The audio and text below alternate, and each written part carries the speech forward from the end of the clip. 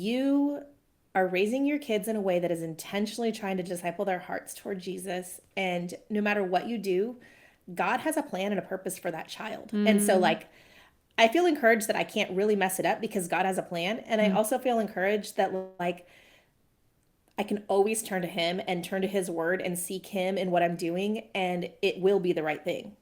And so, even if I make mistakes, He's still right.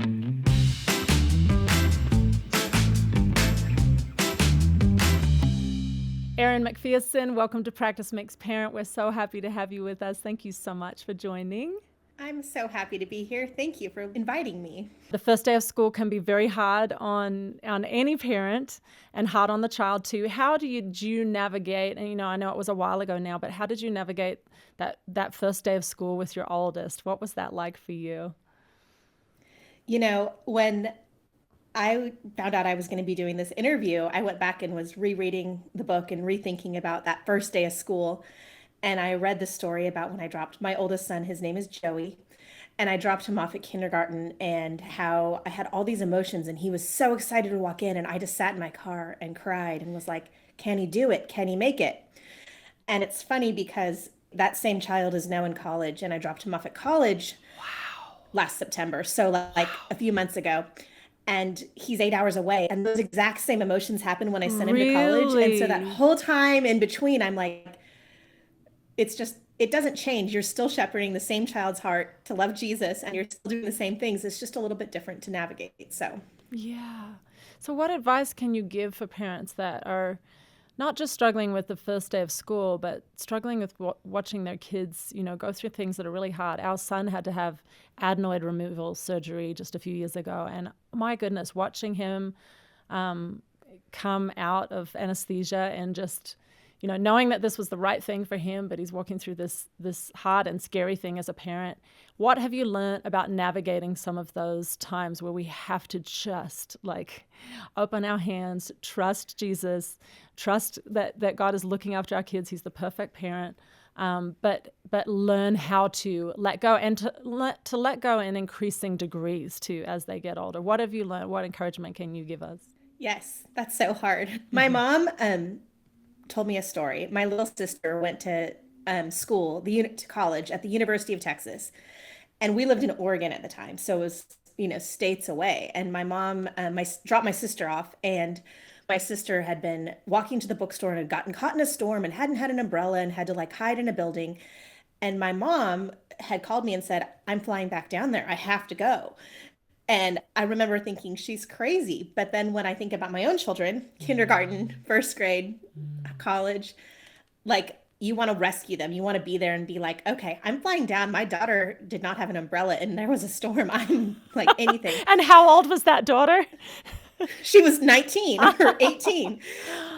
And Wow. I think my big thing is like those hard things. I'm so sorry about your son's surgery, but like, we have to prepare our kids to be free to go out into the world and to make their voices heard and to love Jesus in a way that's really authentic. And part of that is allowing them to do that. And that's really, really hard to do. So allowing them to navigate all of these storms, whether it's an umbrella or a surgery, and helping them to kind of seek Jesus in it because we're not always going to be there. Mm. What are some practical ways that we can gear up for some of these transitions? Even you focus in your book a lot on middle school but high school. I mean, what are some of the ways that we can help prepare our kids for these times of transition? How we can prepare our own hearts? What have you learned in how to prepare them and ourselves? I'm I'm in this right now. I have an eighth grader, Mm. and it's my last. And I'm Mm. like, oh, he's going to high school. That's a whole new thing. I'm going to tell a story. When I Yes. was probably in like second grade, um, I went to the dentist. This is the silliest story ever, but it has a point. I went to the dentist, and the dentist gave me a new toothbrush. And my mom's like, brush your teeth for 2 minutes every morning and 2 minutes every night. And here's a timer. And every morning, my mom would be like, "Did you brush your teeth?" And I'd be like, "Absolutely, yes. 2 minutes, timer done." And then I'd go off to school. And after like 3 or 4 days, my mom went into the bathroom and noticed that the toothbrush was still in its package. So I had been basically like lying and not brushing my teeth for Oh. like, a good week. And my mom said I was already at school and she was just like angry and wanted to like, she was like, she was lying. She wasn't taking care of her body. She was like, flat out lying to me every day. And so my mom was really just trying to think about how to handle the situation. And she told me that she really started to pray and ask Jesus, like, what do I do? And just the truth that Jesus handles each of us in different ways. Like sometimes we do get justice and we get what we deserve and we have a punishment.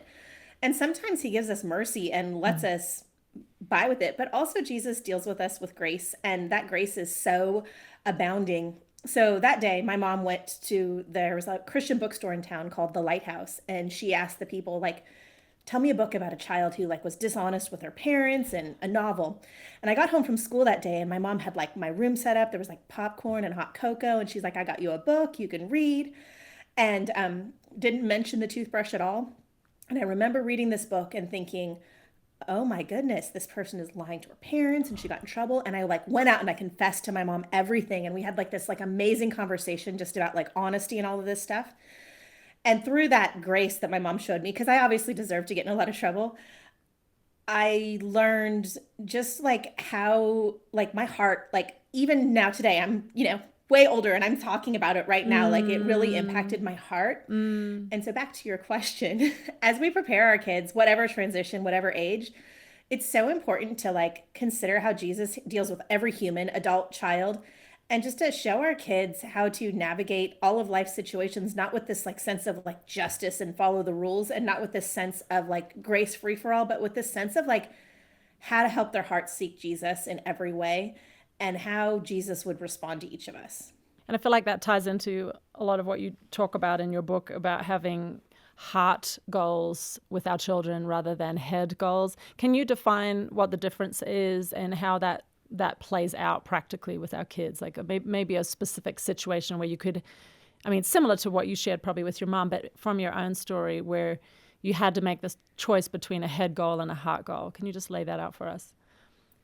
Yeah, I think a lot of times parents, and this is not just Christian parents, they have these like, I want my kid to be a good student and I want them to be a good person and I want them to be a good athlete or whatever, great artist.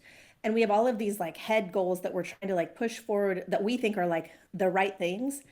And the truth is God's purpose and plan for our lives has nothing to do with any of those things. He honestly does not care. I mean, he cares, but he doesn't not seeking for us to be the best students and to get the highest GPA and to get a scholarship. He's seeking for our children to love him and follow him. Yep. And so I think in my parenting, and I have failed at this so many times, but my real big goal is to throw out all of the structured things that are like, these are the rules that you should have for your kids, and instead to consider like how can their hearts be discipled through whatever situation it It's is. good.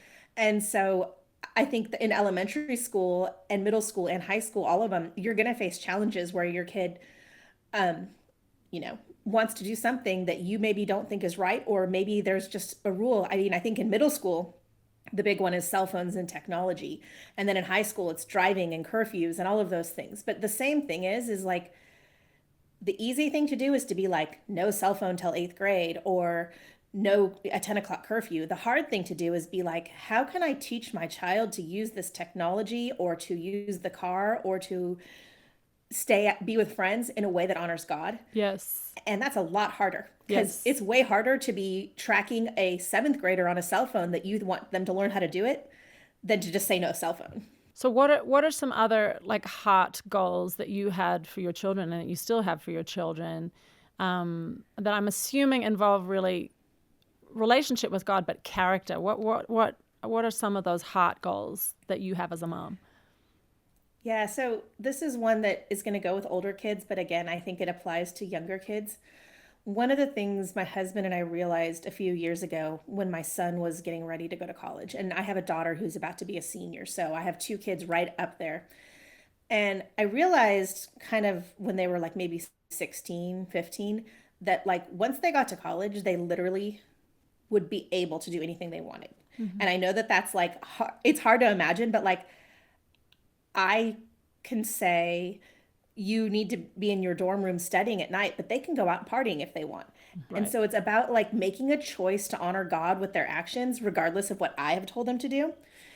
And so I think that has to be a focus from the very beginning. Like, how do we have their hearts seek Jesus and know what is honoring to others and know what is honoring to them and to Mm. God Mm. in every situation? And that's really Mm. hard because our kids can do all sorts of things that we may think are wrong and immoral. Right. And Right. that starts in elementary school. Yeah. And so does that, I mean, I know in my family of origin, like that involved car trips, us talking, as a family or sitting in between my parents, in the bench seat up front of the van. We'd fight over that little spot in between my parents just to have these like great conversations. But it involved, all kinds of life, like conversations about everything from decision making with friends or peer pressure or all of it. I mean, it kind of happened naturally, but it was coming up in that time. How can we be intentional, especially with, I think, middle school, high school, aged kids, when they're trying to be a bit more independent? How can we encourage that kind of openness to, talk about some of these really important character, heart issues? How did you foster that in your own family? And I'm obviously not going to say I did it perfectly because there's been times that I've made mistakes, but I think what you just said, like, keep the conversation lines open, have every conversation with your kids.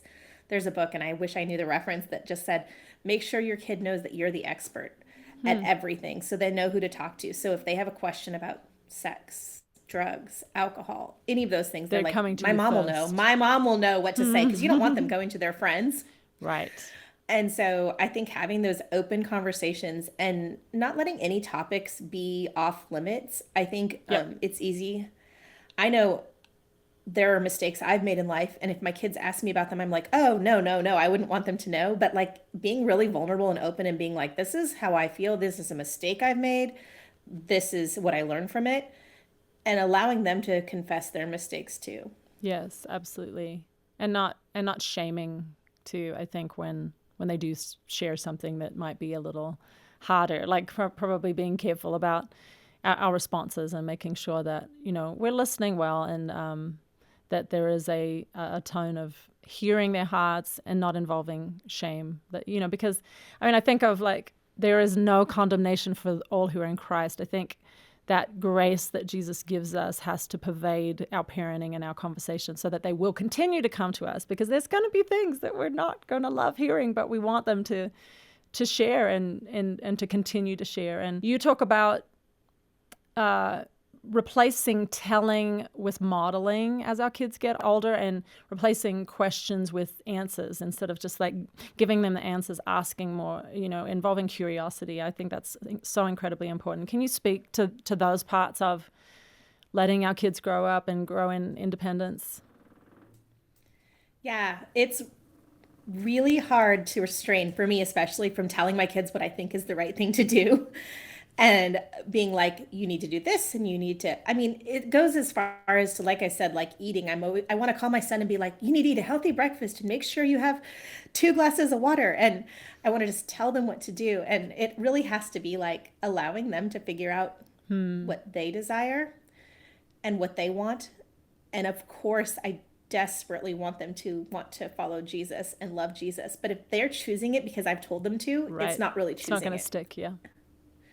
And so I've really made a effort to just make, like you said, make everything conversational. And that's really, really hard to be conversational because the easy thing to do is to be like, do this, be home by this time, read this book, eat this way. Yeah. And the hard thing to do is to allow them to like reach their own conclusions. Mm-hmm. Yeah, I've had conversations, especially with our oldest, where I'm like, okay, if you were in this situation as a parent, what would you say to your child with this dynamic we've got That's going on? smart. And sometimes I think our kids surprise us with what they would actually suggest that is wise, or it's a good idea. I'm like, okay, we'll try that. We'll try that. And they've got some good problem solving. And so I think even inviting them into, okay, I mean, not that we're going to let them be the boss, but but that they can speak into the conversation of troubleshooting within the family, and that it is a conversation, it is a relationship.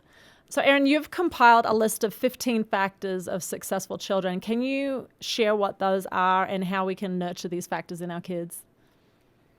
Of course. So obviously there's millions of factors that create success in a child, but I think oftentimes worldly success is what parents are going for when they start their kids in school. And these factors are what I consider more like spiritual success. So factors like a genuine faith. I mean, we've been talking about that a lot. Like, how do you help your child to seek God earnestly, what they want in life? And then vision, like a vision to follow God's plan for your life. Resiliency, like you talked about surgery and how you can help them to be resilient even when things get hard. And that's hard. Wise decision making. I have an eighth grade boy. It is really, really, really hard for me right now to be teaching wise decision making. But I'm hoping by the time he's in 12th grade, he can have the wisdom to make choices on his own without making me say that they have to. A work ethic, working hard Yes. instead of just saying you're talented. Then things like responsibility and courage and focus. I think one that I think is really important is godly knowledge. I think it's so important that kids understand the Bible and what Jesus says to them, and whether that's a family Bible study or going to church every week or all of the above. I think it's just so important to instill that. And then the rest of them: self-control, discernment, self-motivation, a teachable spirit, being able to be humble and listen, honesty, telling the truth, and then just having a positive attitude, being willing to like seek out relationships and be positive about them. And those are all factors that I think are important to help a child to be successful as they go through elementary school and middle school and high school and beyond. But being really intentional about like helping your kids to see what God says about godly character Yeah. and whatever characteristic you're working on, and being focused on it for a given amount of time, I think is really important. And Yeah. we went back to like the story I told you earlier about my mom got me that book at this bookstore. Like, find your children good literature, good podcasts, good stories about people, and like infuse that with your Bible time and your conversations. It's good. I love that idea of having a kind of a focus point, even within the house. Like I feel like it'd be great to write on a board within our house just these different character traits that we're trying to encourage, and kind of look for ways to encourage it within our home. And so I love those ideas that you gave us. Thank you so much. What, in particularly talking about middle school age children, what are some of the biggest kind of mistakes or traps that you can see parents falling into with their kids? What advice and encouragement can you give to parents that are in that stage with their kids? Yeah, I think the biggest thing I have seen in the last few years is just like navigating technology with middle school kids, because there's so much more exposure than there ever was before. And there's also so much expertise around there and so many people giving advice. And I think it is really hard to navigate, especially like a sixth or seventh grader, and how to show them how to use they want to connect with their friends. A lot of their friends are going to be on technology. They're all watching TikTok. A lot of them are on social media. And it's really hard to navigate what's the right thing to do. And it's even harder to teach kids how to use technology appropriately. I think there's a lot of pitfalls there. There was a situation, and hopefully I'm not outing my child, but by the time he ever hears this, he'll be a lot older. There was a situation where a child on his soccer team sent an image that was mildly, it wasn't like inappropriate, it wasn't pornographic, but it had a bad word on it, like written on it, sent it to him, and he forwarded it on to some of his friends at school. And I saw it because we check his phone a lot. And I was like, oh gosh, this is so embarrassing, because now these other parents have seen this and he's sent it to them. Or if they haven't seen it, that's bad. But also, like, he didn't have the discernment. So we had a conversation and we were just like, did you think it was funny? He's like, yeah, and I wasn't thinking. And we kind of just came up with like a strategy of like what he could do when he had a phone and something like that happened. And so we have a strategy now that like if something comes in, even if he thinks it's okay, the first thing he needs to do is show me or my husband what it is, and just be like, this is why I'm iffy about this. This is what is wrong with it. And then if it's bad, we have a situation where we can discuss what we do with it. And if it's okay, then he can forward it on to his friends. And so going back, do I wish that hadn't happened? Of course, because it's really embarrassing that I had to call three girls, and be like, my son sent a picture to your son, to your daughter that had a bad word on it, and it was ridiculous. And but I'm kind of glad it happened because had eventually all of our kids are going to have phones. I know that that's probably hard to imagine. My son in college, I don't know what he does on his phone. I don't know what he's doing. And so, how can I help my son to grow to a place where he can see things on his phone, which will come in, which are inappropriate, and know how to handle it? And I'm really glad that my sixth grader was able to do that because now, while I'm not fully confident he will never make another mistake, I at least know he knows what to do. And sometimes the pain of those experiences too, and a little bit of that embarrassment can kind of help them learn. It's almost like learning from the natural consequences, not overprotecting our kids from their own consequences of their actions. And it sounds like he learned a lot through that, right? I think he did. We've got to finish up in the next few minutes, but what parting encouragement can you give to parents that are really trying to be diligent with their kids, trying to encourage character, and just maybe feel discouraged in the culture that we live in? What words of encouragement can you give to them, our listeners right now? It is a discouraging culture and it is a discouraging world, but I think there's always been things. I mean, you read the Bible, there's been in the history of mankind, there's always been people trying to steal, kill, and destroy God's purpose from our lives. And we live in that world. And like God says, take heart, I have overcome the world. And you're like, you are raising your kids in a way that is intentionally trying to disciple their hearts toward Jesus. And no matter what you do, God has a plan and a purpose for that child. And so, like, I feel encouraged that I can't really mess it up because God has a plan. And I also feel encouraged that, like, I can always turn to Him and turn to His word and seek Him in what I'm doing, and it will be the right thing. And so, even if I make mistakes, He's still right. And He's got that child. Yes, and we can rest in that. Well, thank you, Erin, so much. Thank you for your time, and thank you for your thoughts and your encouragement, and especially for speaking to how we can encourage our kids in Christian character. Thank you so much for being with us. It was fun. Thank you.